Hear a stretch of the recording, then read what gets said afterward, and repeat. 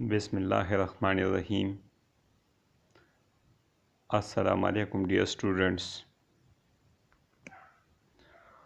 آج ہمارے لیکچر کا موضوع ہے جہاندار شاہ، جس کا رولنگ پیریڈ ہے 1712 سے لے کر 1713 تک۔ اس سے پہلے ہم بہادر شاہ اول کے بارے میں پڑھ چکے ہیں، تو سب سے پہلے ہم جہاندار شاہ کی انٹروڈکشن کے بارے میں پڑھتے ہیں۔ جہاندار شاہ بہادر شاہ اول کا بیٹا تھا، جس کی ماں کا نام تھا نظام بائی، جو کہ ایک نواب کی بیٹی تھی، اور یہ 1661 کو دکن میں پیدا ہوا۔ اپنی ابتدائی زندگی میں ہی اس نے ایڈمنسٹریشن میں کافی مہارت حاصل کی تھی، کیونکہ اپنے دادا یا گرینڈ فادر اورنگزیب کے دور میں یہ بلخ کا گورنر رہ چکا تھا۔ اپنے باپ کی رولنگ پیریڈ کے دوران یہ دکن کا گورنر تھا۔ بہادر شاہ کی موت کے بعد اس کے چاروں بیٹوں کے درمیان جنگ تخت-نشینی شروع ہوئی، جس طرح مغلوں کا خاصہ تھا۔ لیکن یہ تخت نشینی بہادر شاہ اول کے بعد جو تخت نشینی تھی، یہ پچھلے جو تخت نشینی کی جنگیں تھی ان سے تھوڑا سا مختلف تھا، کیونکہ یہاں پر جو انفلوئنشل یا بااثر امراء تھے وہ مختلف پرنسز کو سپورٹ کرتے تھے، تاکہ وہ اقتدار میں آ کر صرف گدی پر بیٹھے اور اصل اختیارات ان امراء کے ہاتھوں میں رہے۔ تو اصل میں اس دوران مغل دربار میں 4 بڑے گروپ تھے۔ ایک گروپ ہندوستانیوں کا تھا، جو کہ سید برادرز کے بارے میں ہم بعد میں پڑھیں گے، لیکن یہ ذہن میں رکھیں کہ اصل میں ہندوستانی گروپ کا سربراہ جو تھے وہ سید برادر تھے، سید حسین علی اور سید عبداللہ خان۔ یہ 2 بھائی تھے جو تاریخ میں سید برادرز یا کنگ میکر کے نام سے مشہور تھے۔ یہ ہندوستانی گروپ کے ہیڈز تھے۔ اس طرح ایرانیوں کا جو گروپ تھا اس کا ہیڈ اسد خان، جو کہ اورنگزیب عالمگیر کا پرائم منسٹر تھا، اس کا بیٹا تھا، اس کا نام تھا ذوالفقار خان۔ اس طرح تورانی یعنی مغلوں کا اپنا گروپ تھا اور افغانیوں کا اپنا گروپ تھا۔ تو تمام گروپ اپنی اپنی پارٹیز کو، اپنے اپنے پرنسز کو سپورٹ کر رہے تھے، تاکہ وہ اقتدار میں آئیں اور اصل اختیارات ان کے ہاتھ میں ہو۔ تو اس سلائیڈ کو ایک ریڈ دے دیتے ہیں، پھر آگے بڑھتے ہیں۔ While previously the contest for the power had been between royal princes only, and the nobles had hardly any interference to the throne. اس کا مطلب یہ ہے کہ پچھلی جو تخت نشینی کی جنگیں ہوا کرتی تھی، اس میں جو دعوے دار ہوا کرتے تھے وہ پرنسز تھے، وہ شہزادے ہوا کرتے تھے، لیکن یہاں پر جو معاملہ تھا وہ تھوڑا سا مختلف تھا۔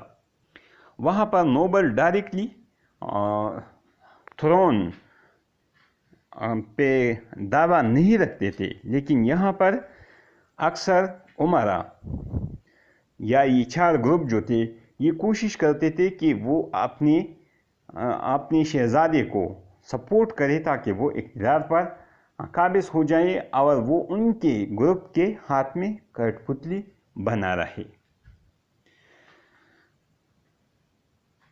Now ambitious nobles like Zulfiqar Khan the son of Asad Khan. Asad Khan کے بارے میں آپ کو میں نے بتایا کہ اسد خان میں اصل میں اورنگزیب عالمگیر کا پرائم منسٹر تھا، تو اس نے بعد میں سیاست سے کنارہ کشی اختیار کی، لیکن اس کا بیٹا پھر سیاست میں آیا اور وہ ایرانی گروپ کا سربراہ بنا. لیکن سب سے جو طاقتور اور با اثر نوبل تھا وہ یہی ذوالفقار خان تھا. Became direct contender for the power and used princes as mere tool to capture the seat of authority. اس کا مطلب یہ ہے کہ وہ ڈائریکٹلی تخت کے دعوے دار بن گئے اور ان پرنسز کو اس نے ایز اے ٹول استعمال کیا، یا آپ یوں کہیں کہ وہ اس کو ایک پپٹ بنانا چاہتے تھے تاکہ اصل اختیارات تک یہ لوگ پہنچ جائیں، خاص کر ذوالفقار خان.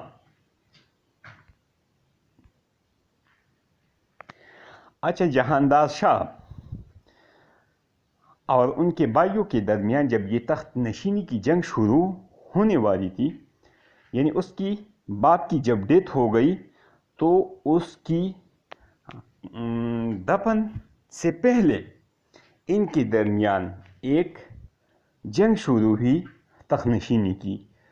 تو مختلف گروپوں نے مختلف پرنسز کو سپورٹ کیا تاکہ وہ تھرون تک یا تخت تک پہنچ جائے اور پھر اس گروپ کے ہاتھ میں کٹ پتلی بنا رہے. تو ایک مہینے تک بہادر شاہ اول بغیر کسی دفن کے پڑا رہا اور ان چار بھائیوں کے درمیان تخت نشینی جاری رہی. جہاندار شاہ کے اور 3 بھائی تھے جن کے نام تھے عظیم الشان، جو ان تمام بھائیوں میں سب سے کمپیٹنٹ شخص تھا. وہ عظیم الشان تھا. سب سے نالائق اور نااہل شخص وہ یہی جہاندار شاہ تھا، لیکن اس کے پیچھے جو طاقت تھی، جو اثر تھا اور جو وسائل تھے وہ ذوالفقار خان کے تھے، جو کہ امراء میں سب سے طاقتور اور با اثر نوبل تھا. اس کا جو دوسرا بھائی تھا اس کا نام تھا رفیع الشان اور تیسرے بھائی کا نام تھا جہان شاہ. ان کے یہ تینوں بھائی ایک ایک کر کے راستے سے ہٹ گئے، یعنی ان تینوں کو مختلف جنگوں میں ہرا کر مار دیا گیا. اور کس کی مدد سے یہ ہوا؟ یہ ذوالفقار خان کی مدد سے ہوا. تو جب اپنے بھائیوں کو اس نے راستے سے ہٹایا تو 1712 یعنی فروری 1712 کو جہاندار شاہ تخت نشین ہوا.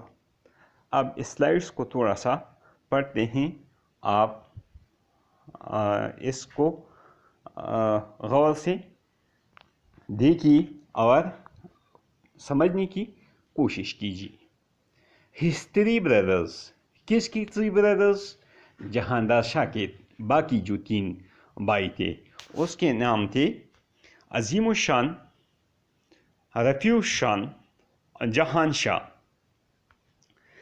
Lost their lives while trying to capture the throne. ان کے باقی جو 3 بھائی تھے انہوں نے بھی تخت حاصل کرنے کی کوشش کی، لیکن مختلف جنگوں میں ان کو کل کیا گیا، ان کو قتل کیا گیا. After removing his brother from his way with the help of Zulfikar Khan, Jahandar Shah ascended the throne in 1712. اپنے بھائیوں کو جب اس نے ذوالفقار خان کی مدد سے अपने रास्ते से हटाया तो 1712 को खुद तख्तनशीन हुआ। अब ये पहले मैं आपको बता चुका हूँ कि वो तमाम ग्रुप, वो चारों ग्रुप, जुल्फ़िकार खान का ग्रुप बी ये चाहता था कि उसका मुतालिका प्रिंस तख्त तक पहुँचे और फिर वो सिर्फ तख्त पर बैठे और बाकी इख्तियारात उनके हाथ में हो। इसी तरह जुल्फ़िकार खान ने जहांदार शाह के साथ किया। जब जहांदार शाह तख्त पर बैठा तो असल सियाह सफ़ेद का मालिक जुल्फ़िकार खान था। तमाम इख्तियारात जुल्फ़िकार खान के हाथ में थे और जहांदार शाह के हाथ में कुछ नहीं था। अच्छा, अब इस दौरान जुल्फ़िकार खान ने दूसरे उमरा को कमज़ोर करने के लिए या अपने रास्ते से तमाम खदशात हटाने के लिए उन उमरा को कत्ल किया जो दूसरे ग्रुपों से ताल्लुक़ रखते थे, जो दूसरे ग्रुपों में थे और बाअसर उमरा थे और बहुत कम्पिटेंट लोग थे। इसके अलावा जहांदार शाह के अवर रिश्तेदार भी जो दूसरे भाइयों के हवाले से रिश्तेदार थे उसको भी रास्ते से हटाया, यानी उसको बाज़ को उसने कत्ल किया, बाज़ को उसने इम्प्रिजन किया, यानी जेलों में डाल दिया। यहाँ पर जुल्फ़िकार खान ने एक और कोशिश की कि उसके हाथ और भी मजबूत हों, तो उसने राजपूत के साथ, मरहटों के साथ और हिंदू के साथ फ्रेंडली रिलेशन कायम करने की कोशिश की ताकि ये लोग मरहटे, हिंदू और राजपूत वगैरह उनके लिए कोई ऐसा मसाइल ना कर दे जो कि उसको चैलेंज की सूरत में सामने आए। तो इस स्लाइड को एक रीड दे देते हैं। During Jahandar Shah the administration was virtually in the hands of his वज़ीर जुल्फ़िकार खान। अच्छा, जब जहांदार शाह इक़्तिदार में आया तो उसने जुल्फ़िकार खान की सर्विसेज को देखते हुए उसको अपना वज़ीर मुकर्रर किया और वो तमाम सियाह सफ़ेद का मालिक था, यानी तमाम इख्तियारात उसके हाथ में थे। Zulfikar Khan established friendly relation with the Rajput Rajas and the Maratha Sardar and to conciliate the Hindu chieftains, which was necessary to strengthen his own position at the court and to save the empire. अब अपनी position मजबूत करने के लिए और रियासत को दरपेश चैलेंजेस पर काबू पाने के लिए उसने राजपूत के साथ, हिंदू के साथ और मराठों के साथ दोस्ताना ताल्लुकात कायम करने की कोशिश की। इससे पहले मैं आपको बता चुका हूँ कि उनके अवर जो भाई थे, उनके जो बेटे थे, उनके जो रिश्तेदार थे, बाद लोगों को उसने कत्ल किया, बाज़ों को जेल में डाल दिया। इसके अलावा अवर जो उमरा थे, जो एंटी उमरा थे इस ग्रुप के, जुल्फ़िकार खान ग्रुप के, उसको भी मरवा दिया गया। एक और बात भी ज़हन में रख लें कि जहांदार शाह ने तमाम इख्तियारात इसके हाथ में दिए थे, जुल्फ़िकार खान के हाथ में, और जुल्फ़िकार खान ने जो ज़्यादा इख्तियारात थे वो एक हिंदू के हाथ में दिए थे जिसने अपने रिश्तेदारों को अहम पोस्टों पर अपॉइंट کر لیا تھا۔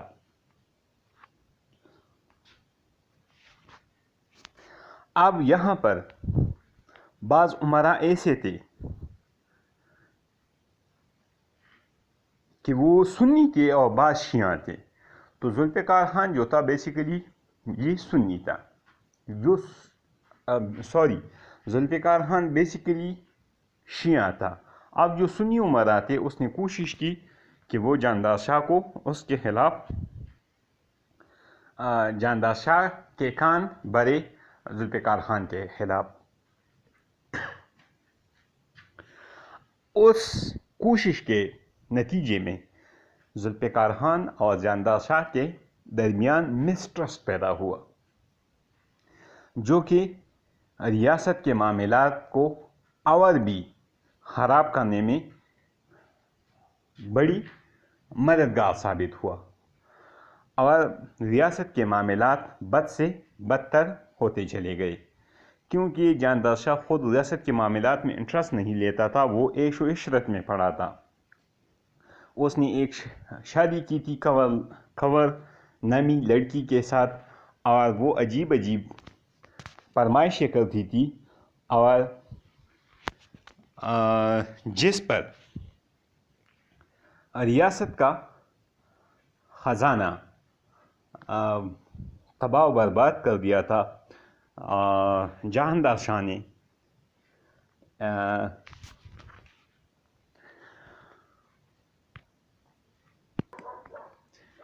یہ کنور نامی لڑکی جس کا تعلق ایک نچلے خاندان سے تھا، یعنی ڈانسر یا یہ ڈول وغیرہ جو بجاتے ہیں اس خاندان سے تھا، وہ عجیب عجیب قسم کی فرمائشیں کرتی تھی۔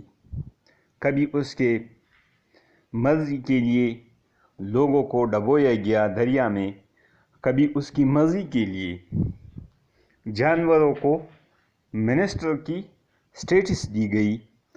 غرض یہ کہ جہاندار شاہ نہ صرف ذوالفقار خان کے ہاتھوں کٹ پتلی تھا، بلکہ اپنی بیوی کی ہاتھوں میں بھی کٹ پتلی تھا، اور اس کی بیوی جو کہ نچلے طبقے سے تعلق رکھتی تھی،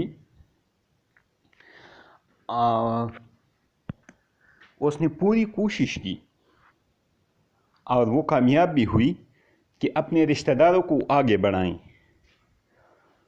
اور اہم پوسٹوں پر اس کو تعینات کرے، جس کی وجہ سے اور وہ کامیاب بھی رہی کافی حد تک۔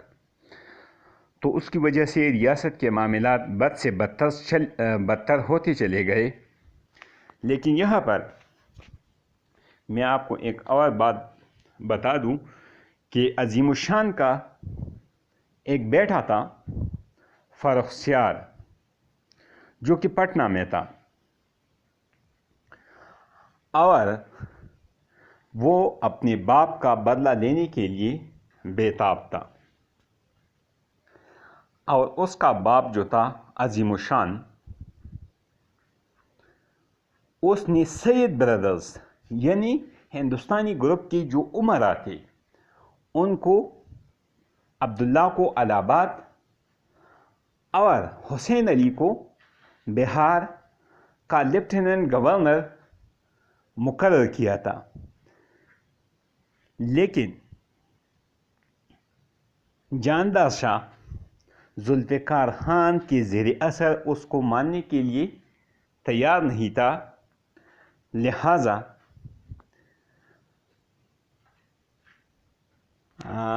فرخ جو پٹنہ میں تھا سید برادرز کے ساتھ مل گیا اور فوج لے کر آگرہ کی طرف چلا آیا،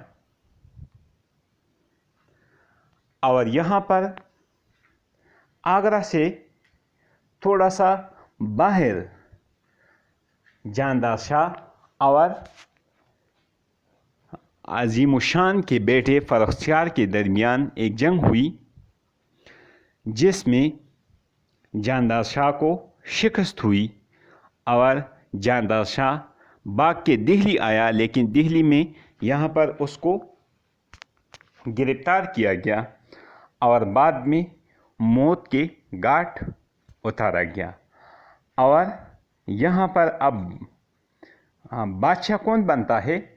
यहाँ पर बादशाह अब फर्रुखसियार बनते हैं, जो कि इसका भतीजा यानी जानदार शाह का भतीजा था और अजीम शान का बैठा था।